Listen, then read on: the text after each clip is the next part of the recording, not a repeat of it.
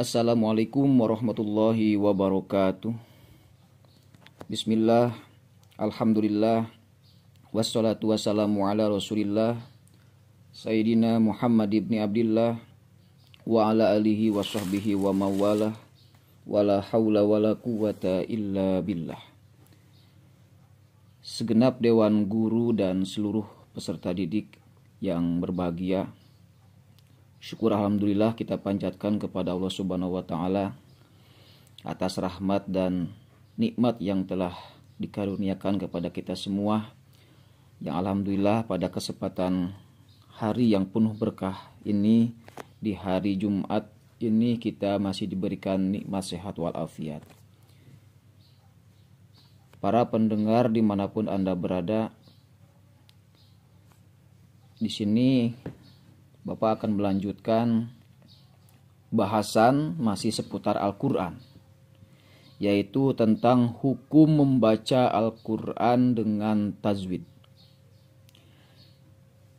Tajwid secara bahasa berasal dari kata jawada yujawidu tajwidan, artinya membaguskan atau menjadikan bagus. Dapat pula diartikan sebagai al-ityanu bil jayyidi, segala sesuatu yang mendatangkan kebaikan.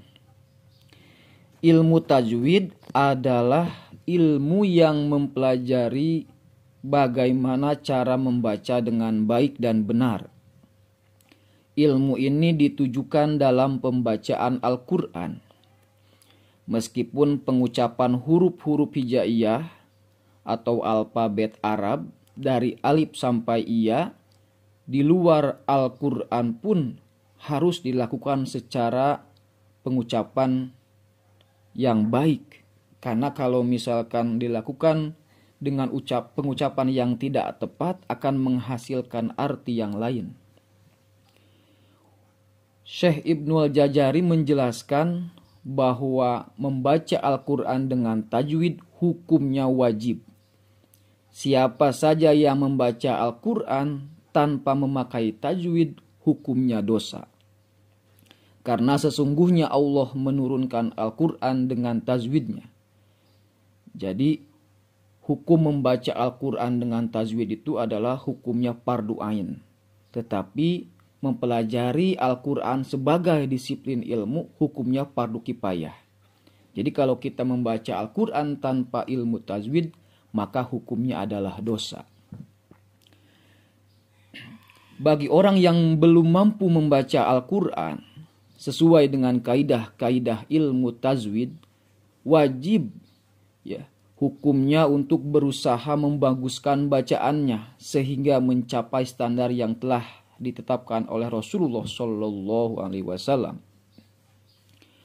Hukum bacaan tajwid penting diketahui oleh seluruh muslim dalam membaca Al-Quran. Sebab membaca Al-Quran itu harus benar dan tartil, serta tahu makhorijul huruf maupun kapan harus berhenti dan lanjut.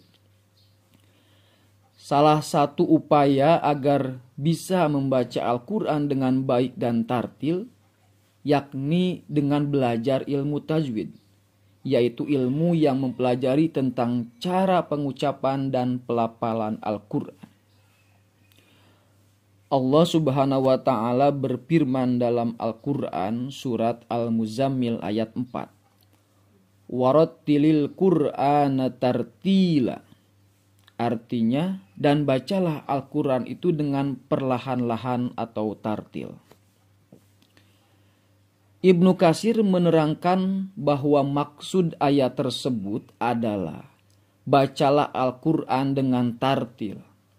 Karena sesungguhnya bacaan seperti ini membantu untuk memahami dan merenungkan makna yang dibaca.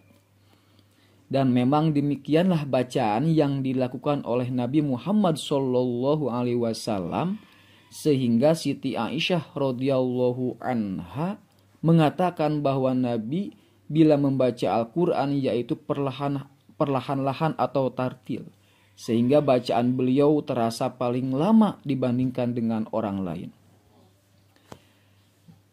Dalam kitab Sahih Bukhari disebutkan melalui sahabat Anas radhiyallahu anhu bahwa ia pernah ditanya tentang bacaan yang dilakukan oleh Rasulullah Shallallahu Alaihi Wasallam. Maka ia menjawab bahwa bacaan Al-Quran yang dilakukan oleh Nabi Muhammad Shallallahu Alaihi Wasallam yaitu panjang. Ada banyak hadis yang menunjukkan anjuran membaca Al-Quran dengan bacaan tartil dan suara yang indah. Seperti hadis Zayyinul Qur'ana bi aswatikum. Artinya hiasilah Al-Quran dengan suara-suara kalian. Kemudian laisa minna man lam yataghanna bil Qur'an. Bukanlah termasuk golongan kami orang yang tidak melakukan bacaan Al-Quran.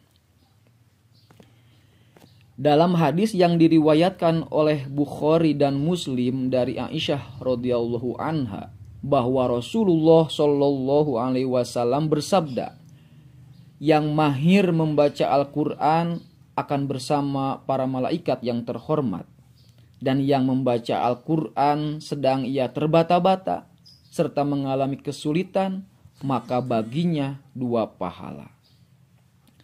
Dalam hadis tersebut sangatlah jelas diterangkan betapa pentingnya membaca Al-Quran, sehingga yang bacaannya terbata-bata pun tetap mendapatkan pahala.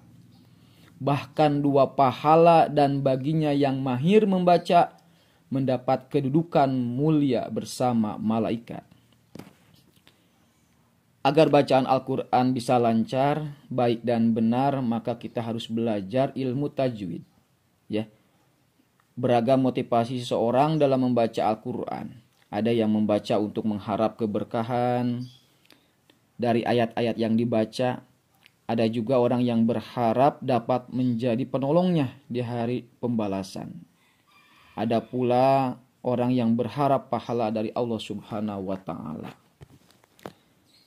Hal tersebut karena memang baginda Rasulullah Shallallahu Alaihi Wasallam telah menjanjikan akan hal tersebut, sehingga di setiap tempat dan waktu tidak pernah sepi dari orang-orang yang membaca Al-Quran. Tiada bacaan yang mendapatkan perhatian besar sebagaimana Al-Quran, yang di dalamnya diatur tata cara membacanya, mana yang dipendekkan atau dipanjangkan, mana yang dipertebal atau diperhalus dalam pelafalannya. Kemudian di mana tempat yang terlarang atau boleh atau harus memulai dan berhenti. Ya, di dalam ilmu tajwid itu nanti akan dibahas tentang bagaimana hukum nun mati, hukum mim mati, hukum alif lam, hukum yang lain yang tentunya menjadikan Al-Quran itu dibaca dengan tartil dan benar sesuai hukum tajwidnya. Nah, hal tersebut akan dibahas di dalam ilmu tersendiri yang dinamai dengan ilmu tajwid. Bahkan di dalamnya nanti akan diatur lagu dan iramanya sampai pada etika membacanya. Sebagai sebuah ibadah, membaca Al-Quran haruslah sesuai ketentuan yang disebut dengan ilmu tajwid. Mudah-mudahan bacaan Al-Quran yang kita senantiasa bacakan tiap hari ini mudah-mudahan sudah sesuai dengan ilmu tajwid.